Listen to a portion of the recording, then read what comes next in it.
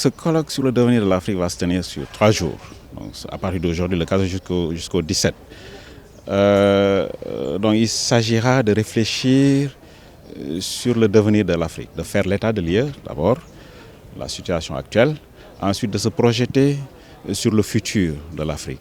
Un certain nombre d'axes thématiques ont été arrêtés autour de la sécurité, les questions de sécurité. Vous savez que c'est une question très lancinante en ce qui concerne notre continent, qui est ouvert à tous les vents, il faut le dire. La question de la santé aussi, la question sanitaire. Nous sommes en plein dans une crise sanitaire. Donc quel sera, disons, le comportement des Africains face à cette crise sanitaire? Les questions de géopolitique et d'autres questions qui seront abordées pendant ce colloque de 3 jours par des chercheurs de notre université, de notre faculté, de l'Université Anta Diop de Dakar, la faculté des sciences humaines, mais par des chercheurs aussi d'universités partenaires, des universités africaines.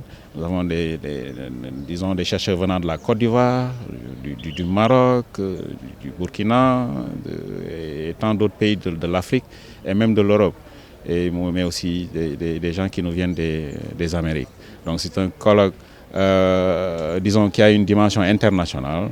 Nous avons reçu à peu près 200 communications qui seront, disons, qui se feront pendant ces 3 jours de colloque. Juste pour vous dire que c'est un colloque vraiment qui a une dimension internationale. Et j'en profite pour féliciter le président du comité scientifique ici présent, qui est la cheville ouvrière de ce colloque, le professeur Lamine Ndiaye, directeur de Confucius. L'Afrique a toujours existé. Voilà, mais il faut dire que nous sommes à la croisée des chemins. Nous sommes dans un monde en pleine mutation. L'Afrique est en pleine mutation, il faut le dire.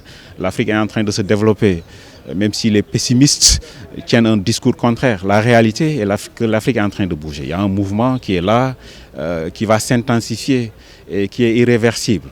Donc, le moment est propice, je pense, en termes de réflexion, pour réfléchir sur le devenir de l'Afrique et voilà, réfléchir sur l'Afrique sous toutes les coutures en réalité et puis voir comment cette réflexion pourrait servir bien entendu aux décideurs politiques, mais aussi à la communauté des chercheurs du monde entier.